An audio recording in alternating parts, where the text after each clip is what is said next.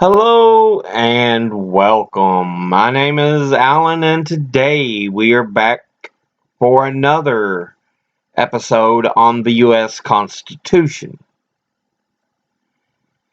Today we will be covering Amendment 12. Amendment 12 was the first amendment passed in the 1800s, 1804. And it is of a decent length here. I can get the page to separate for me here. There we go. Yeah. Amendment 12 is about half a page, so bear with me as I read this here. The electors shall meet in their respective states and vote by ballot for president and vice president, one of whom at least shall not be an inhabitant of the same state. With themselves, they shall name in their ballot the person voted for as president, and in distinct ballots the person voted for as vice president, and they shall make distinct lists of all persons voted for as president, and all persons voted for as vice president, and of the number of votes for each, which lists they shall sign and certify and transmit sealed to the seat of government of the United States, directed by the President of the Senate. The President of the Senate shall, in the presence of the Senate and House of Representatives, open all the certificates, and the votes shall be counted. The person having the greatest number of votes for president shall be the president. If such number be a majority of the whole number of electors appointed, and if no person have such majority, then the persons having the highest numbers not exceeding 3 on the list of those voted for as president, the House of Representatives shall choose immediately by ballot the president.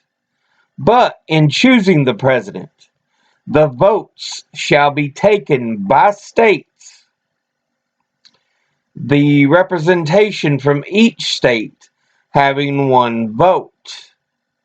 A quorum for this purpose shall consist of a member or members from 2/3 of the states, and a majority of all states shall be necessary to a choice. And if the House of Representatives shall not choose a president, whenever the right of choice shall devolve upon them, therefore the 4th day of March next following, then the vice president shall act as president, as in the case of death or other constitutional disability of the president. The person having the greatest number of votes as vice president shall be the vice president, if such number of the majority of the whole number of electors appointed, and if no person have a majority, then from the 2 highest numbers on the list, the Senate shall choose the vice president. A quorum for the purpose shall consist of 2/3 of the whole number of senators, and a majority of the whole number shall be necessary to a choice. But no person constitutionally ineligible to the office of president shall be eligible to that of vice president of the United States.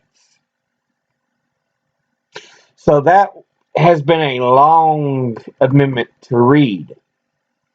But what we kind of want to focus on here is it sets the groundwork for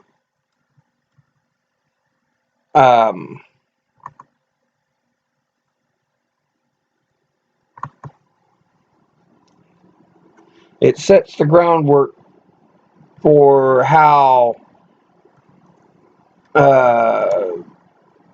elections happen. But yeah, let's see if we can break this down a little better, though, because I don't even know if this is still something that is used, to be honest with you. 12th Amendment.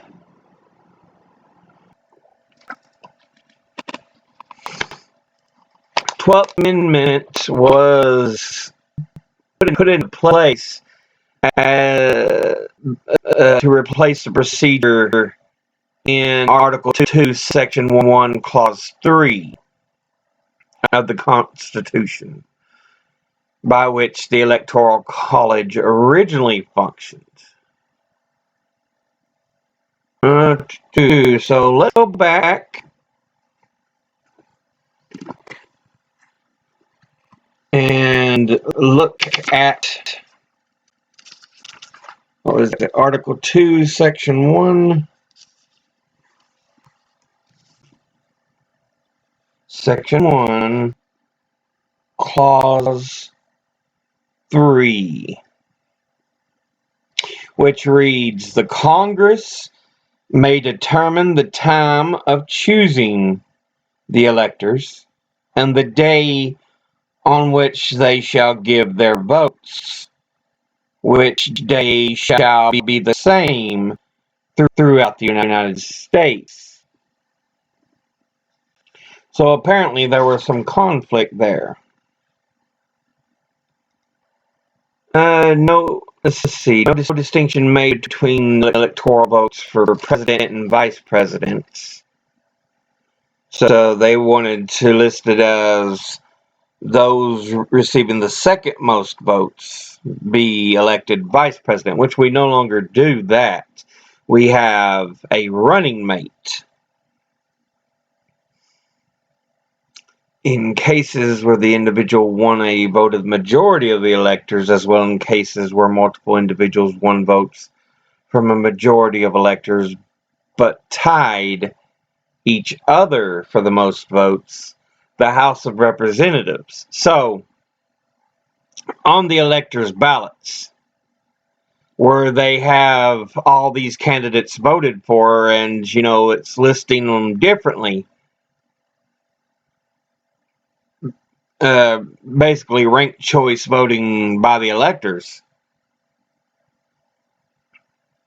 you could have multiple candidates with majorities. And in those cases, it would be sent to the House of Representatives to decide.